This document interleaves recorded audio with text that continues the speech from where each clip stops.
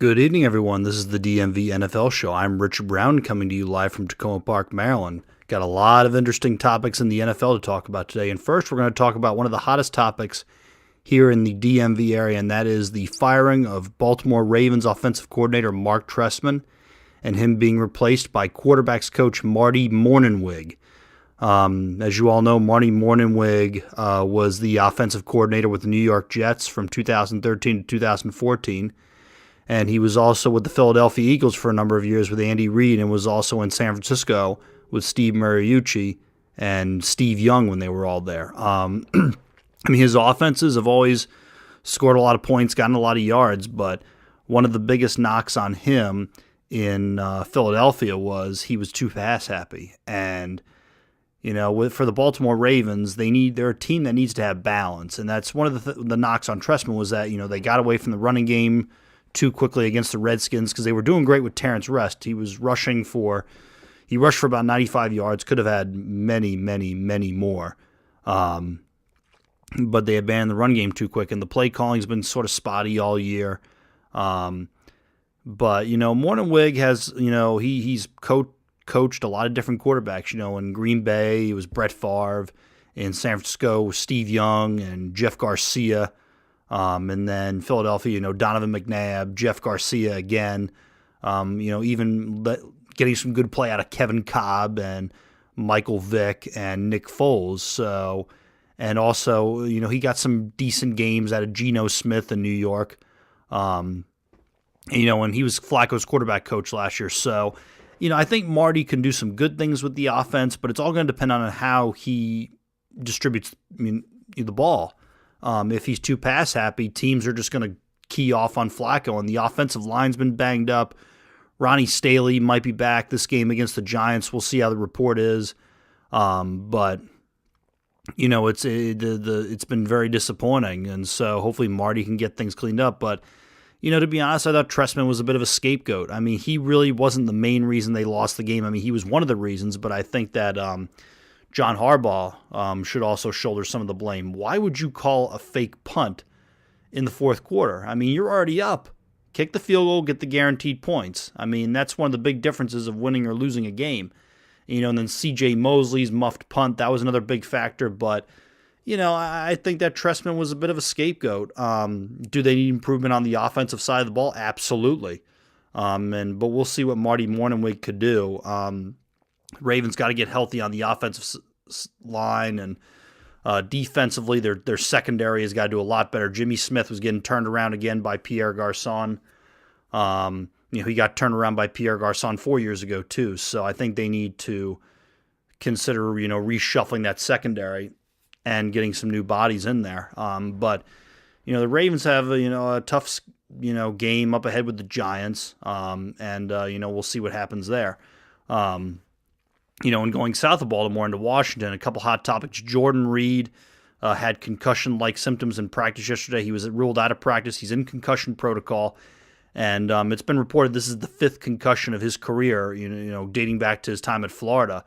And that's a bit of a concern. He had a concussion his rookie year that kept him out basically the rest of the season. And he had a concussion last year.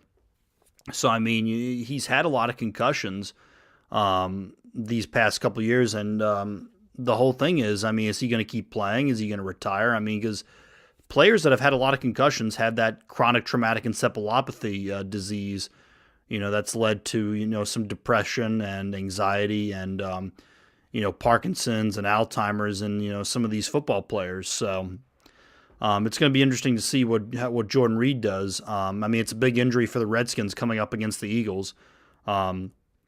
If this was last year's Redskins, it would be a devastating injury. Not that it isn't a devastating injury, but Niles Paul is back from injury, and they went out and they got Vernon Davis, and he's proven to be a big asset, not only just in the locker room but on the field. He's played very, very well, and I think they have enough depth to win a couple games without Jordan Reed. If Reed is out for an extended period of time, I think that it's going to creep up on him. So hopefully he can get back on the field. Sua Cravens is back at practice, but they're still waiting to see if he's going to be 100% going into the Eagles game. And, of course, Deshaun Jackson's reports about, being open to a return with the Eagles. But I think his comments were clearly blown out of proportion. I mean, he said he wants to return in Washington. He admits he's frustrated that he's not getting the ball enough, and all great receivers do that. I mean, Deshaun did the same thing in Philly. Demaryius Thomas and Emmanuel Sanders did the same thing in Denver. I mean, it's not just Deshaun Jackson making those comments. Elite receivers all want the ball. And, he said that he wants to earn his paycheck. He wants to, and that's a great sign. I mean, it shows that he wants to work hard. And hopefully the Redskins will re-sign him next year. We need him. And he can get it going.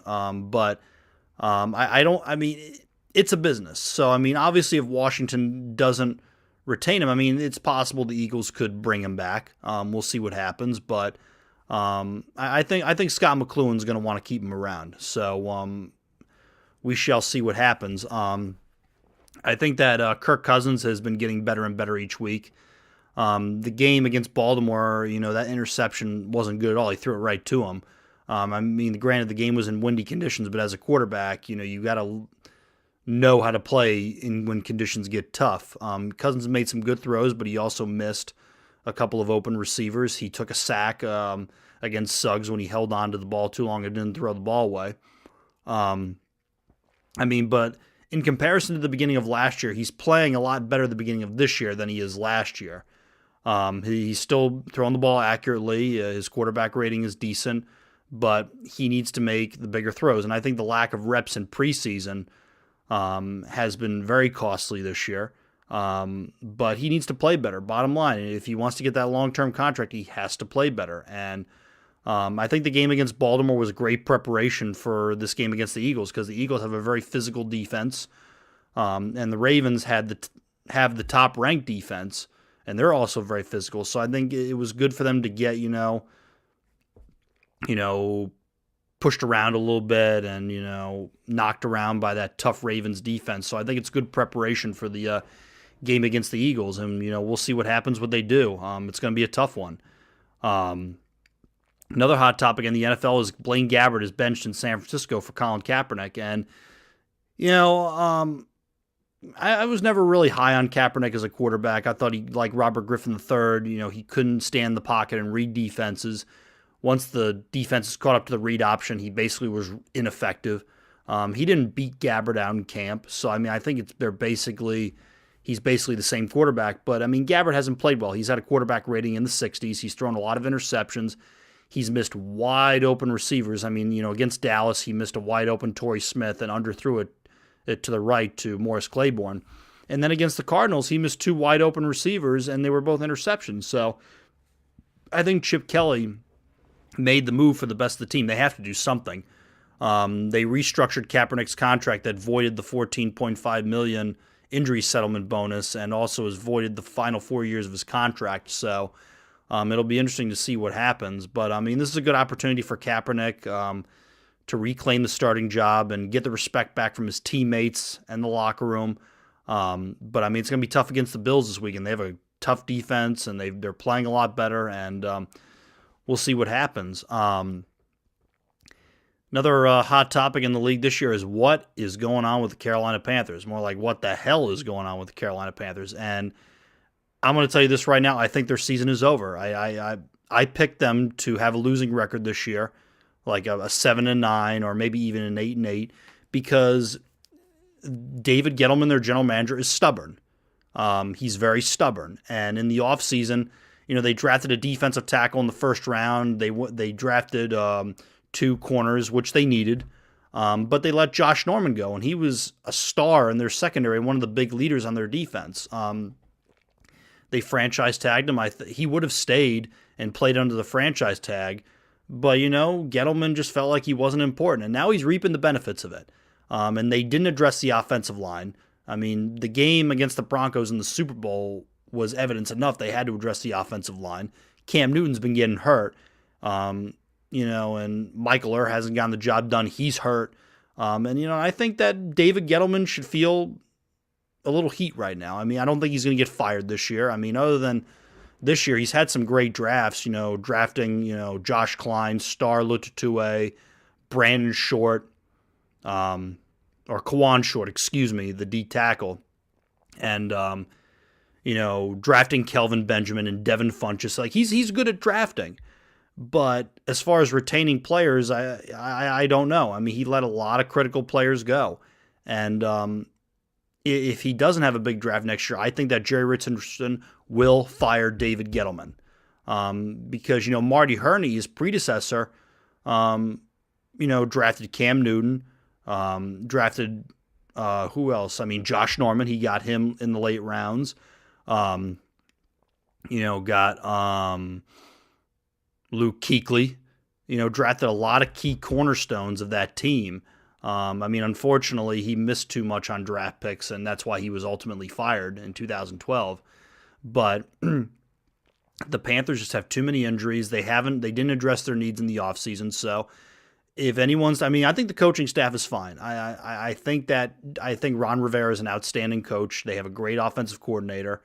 I like Sean McDermott. The Carolina defense has not nearly been as effective, and that's because Josh Norman's not there. And the D tackles, they have no pass rushers. Coney Ely is decent. Charles Johnson is on the decline. They don't have any defensive ends that can put pressure on the quarterback. And, a lot of people thought Josh Norman was the product of a great defensive line. He had a great game against the Ravens. He picked up right where he left off from the second half against the Browns. So, was Josh Norman the product of a good defensive line, or was the defensive line a good product of Josh Norman? That there's that speculation out there. But I don't think any of the coaches in Carolina are in danger of getting fired. They won 15 games last year. I think they deserve, a pass, but David Gettleman does not. And I think that if he has another bad draft or does not address the needs, then there could be some salary cap issues. They could have cap trouble, but I think he's stubborn. And I think Jerry Richardson, the owner of the Panthers, will fire him if they have another bad draft or bad free agency period. But when we get back, we're going to talk about more hot topics in the NFL, and then later in the show, we will have Dick's picks for the week. And we're back on the DMV NFL Show. I'm Richard Brown, and now we're going to talk about Tony Romo and Dak Prescott. I think it's a no-brainer. I think you stick with Dak, and I would even go as far as releasing Tony Romo from the Dallas Cowboys. He's had multiple back surgeries, and Dak is the hot hand right now. They look a lot more smooth on offense. They're not committing a lot of turnovers. They're running the ball very well because Dak has that threat of taking off and running. And I have to admit to you, I was very impressed. They beat a very good Cincinnati Bengals team. They crushed them. And, the Cowboys are doing good things on defense too. Dak just looks really poised in the pocket right there, making a lot of big throws. Ezekiel Elliott's starting to get it going. I know that Jerry Jones is in love with Romo and he wants him to play as quickly as possible, but I think it's time to move on from Romo. I would do it right now. Give Dak the keys. He's going to have growing pains. There's going to be bad games, but I think they have a better chance to win with Dak Prescott. So I think they should release Tony Romo right now. Another quarterback that's doing really well is Sam Bradford. I think he's completing over 60% of his passes. His quarterback rating is in the hundreds. He hasn't thrown, I don't think he's thrown any interceptions yet. He's really doing really well with Norv Turner's offense. He's not making critical mistakes. He's making big throws. And overall, the Minnesota Vikings look like a great team. They have an outstanding defense, and they've been making even the best quarterbacks look bad, like Aaron Rodgers and Cam Newton. That Mike Zimmer defense is just absolutely ferocious. They've got great pass rushers, an excellent secondary, excellent linebacking core. Matt Asiata and their other running backs are feeling fine for Adrian Peterson, so they may want to consider moving on from Adrian Peterson. If Bradford keeps his hot hand, do they keep Teddy Bridgewater? Do they let him walk and give Bradford a long-term contract? So there's a lot of big issues that Minnesota is going to have to deal with in the offseason, but they look like an outstanding team. I'm very impressed with the way they're playing. And speaking of the Minnesota Vikings, the team they did play this past week, the Houston Texans, what a mess.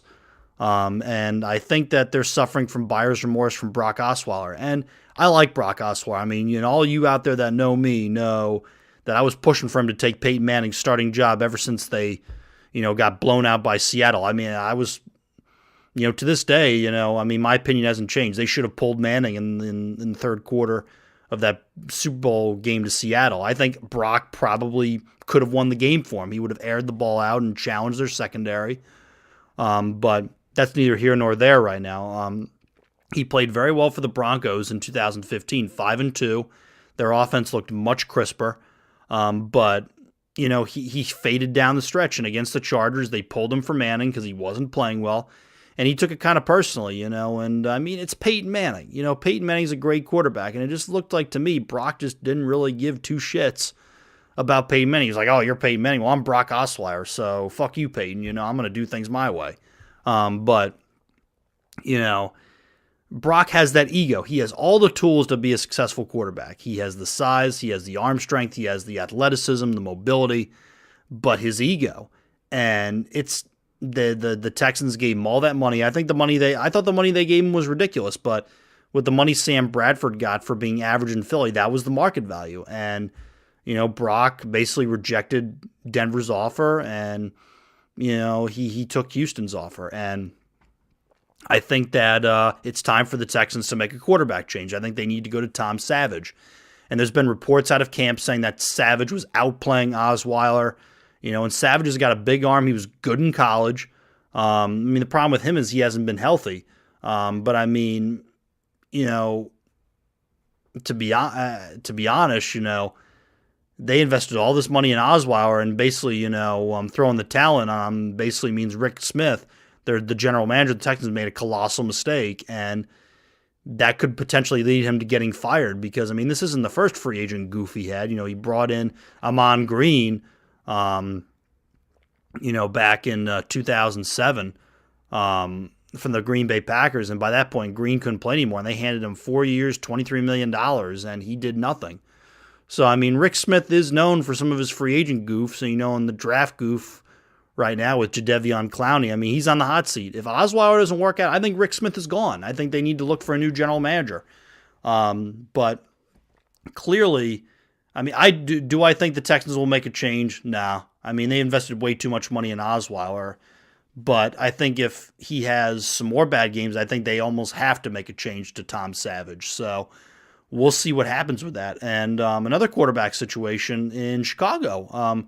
Brian Hoyer has played very, very well. He's had back-to-back 300-yard games, 302 yards against the Detroit Lions and almost 400 yards against the Colts. And John Fox has said that, he's open to, going with the hot hand with Hoyer. And Cutler really hasn't done anything. He's looked terrible this year. And I think that it may be time for them to, keep Hoyer and, move on from Cutler. That's that it's disappointing, but it's a lot of money they've wasted in a quarterback. But when we get back, we're going to talk about the Atlanta Falcons, and they're off to their hot start, and then we're going to get into Dick's picks. So I will see you all in just a minute. And we're back. Sorry for the delay. Had a little bit of technical difficulty, but we are back on the air. First thing we're going to talk about is the Atlanta Falcons.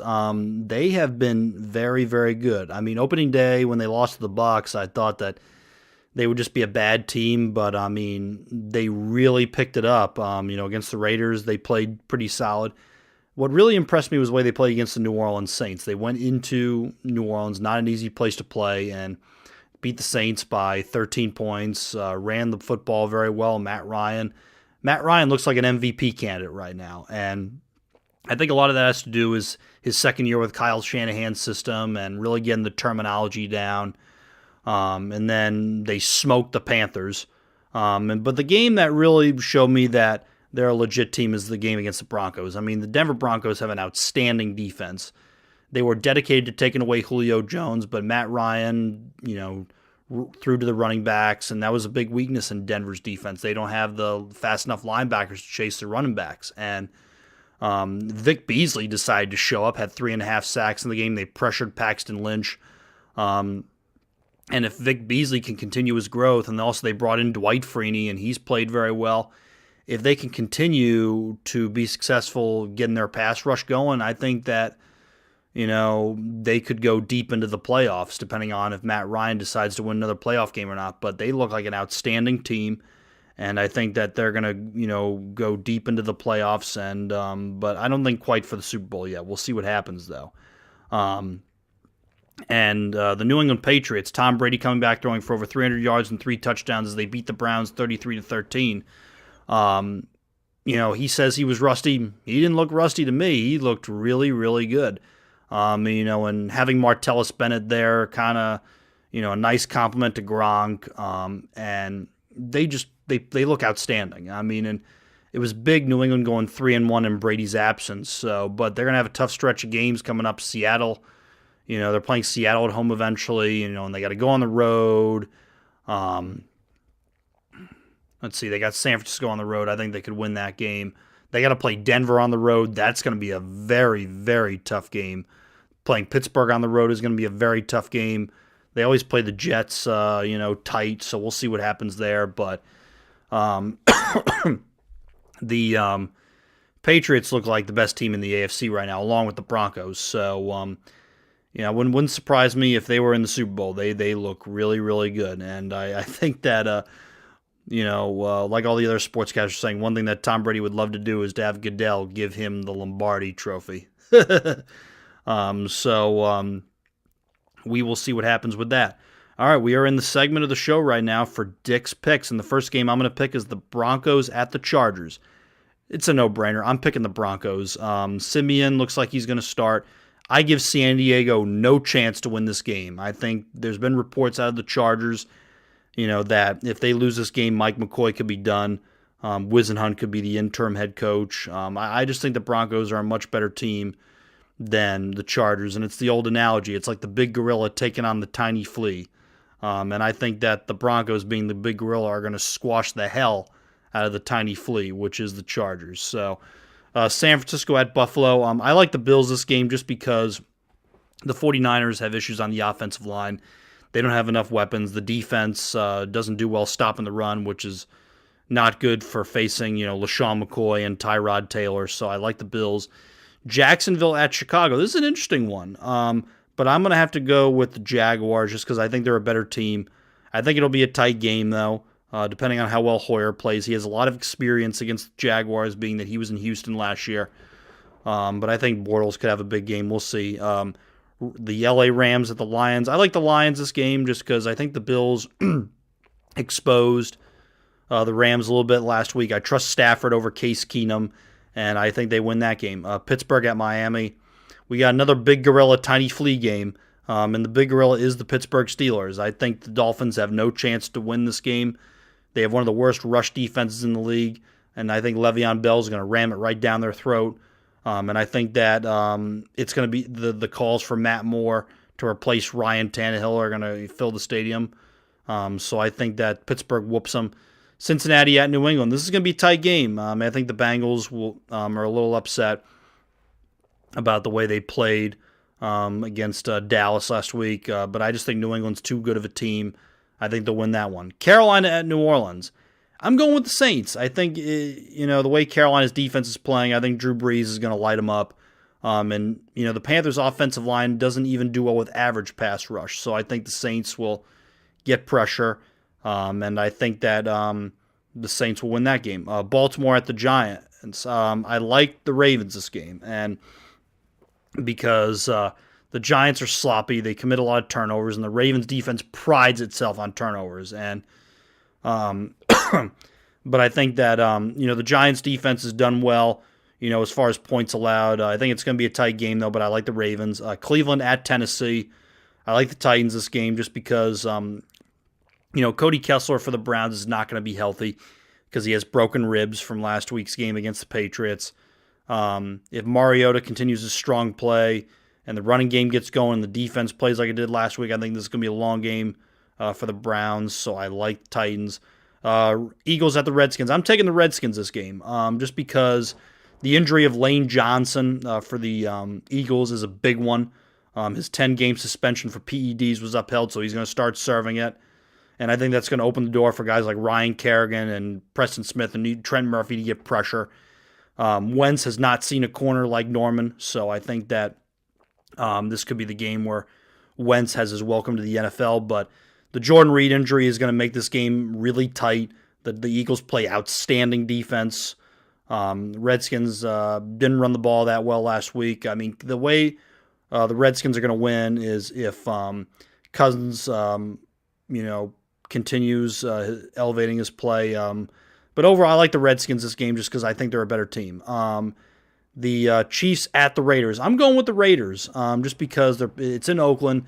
I mean, Kansas City has a great defense. They did sweep the Raiders last year, but I think Derek Carr is playing on a whole other new level. I like what Jack Del Rio is doing, and I think the Raiders win that game. Dallas at Green Bay. I like the Packers just because it's tough to win at Lambeau, but it's going to be a tight game because Green Bay is not playing the type of football that people are accustomed to seeing. I think that that Dom Capers, the defensive coordinator for the Packers, is going to do a lot of exotic blitzes towards Prescott. They're going to stack the box. They're going to make Prescott beat him, and I just don't think he'll be able to do it. So I like the Packers. Falcons at Seattle. This is a tough one. I mean, because Seattle is really, really hard to beat on the road. But Dan Quinn, the head coach of the Falcons, practiced against Russell Wilson. He knows his tendencies. I like the Falcons this game. I just think they're a better team than Seattle. And I think they'll find a way to win that one. Indianapolis at Houston. I like the Colts. Just because the Texans are not playing the type of football that they're accustomed to playing. And if Brock Osweiler can't make plays against one of the worst defenses of the league, then I say they need to go to Tom Savage. Officially, they have to go to Tom Savage because that's pretty pathetic when you can't beat one of the worst defenses in the league that Brian Hoyer managed to light up last week. But I like the Colts. And then the Jets at the Cardinals. This is going to be a tight game because both coaches know each other so well. Arians coached Todd Bowles when he was at Temple University. And Bowles was on Arians' staff in Arizona. They both know each other's tendencies very well, but the Jets secondary, with Darrelle Revis has not played well. So I think that could be a big mismatch, with Larry Fitzgerald, Michael Floyd, and, John Brown and Jerron Brown and Jermaine Gresham. And I just don't trust Ryan Fitzpatrick. I think that they still need to go to Bryce Petty to get a spark going because Geno Smith is not the answer. I like the Cardinals that game. I think they win that game. Well, that's it for today, everybody. If you would like to be a guest analyst on the DMV NFL show, please email executivedirector.fgs@gmail.com and put guest analyst in the subject line. That's executivedirector.fgs@gmail.com and guest analyst in the subject line. Thank you very much, everyone. Good night.